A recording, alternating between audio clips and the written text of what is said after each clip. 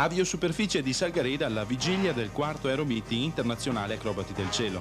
Siamo andati a sbirciare cosa poteva offrire il giorno prima di un appuntamento così importante e la nostra curiosità non è stata tradita.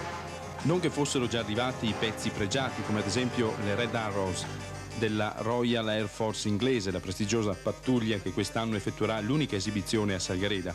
Diciamo che malgrado tutto abbiamo trovato lo stesso quello che cercavamo, brivido e spettacolarità.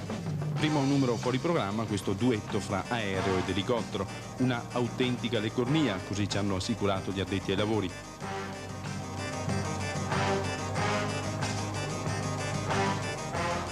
E poi i numeri di Vincenzo Soddu, pilota delle Alpi Eagles, le frecce tricolori civili, che ha anticipato in esclusiva per le nostre telecamere qualche esercizietto facile facile. Io ho fatto solamente un decollo con 2 o 3 manovre, giusto per visualizzare i riferimenti al terreno, quanto la prova generale la facciamo domani mattina e poi la manifestazione domani pomeriggio, chiaramente. Ecco, abbiamo visto ci è passato a 3-4 metri, bisogna avere un bel fegato anche per rimanere sotto, ma anche per andare su, mi pare. No, non è questione di fegato, è questione di essere abituati a fare determinati tipi di manovre. Non c'è niente di rischioso, ci vuole tanto allenamento, ecco, non si può improvvisare indubbiamente. Diciamo che quest'anno è particolarmente grosso, infatti siamo oltre che nel calendario internazionale anche diciamo così abbiamo la gradita presenza delle Red Arrows, unica esibizione in Italia su 116 circa che ne hanno al mondo.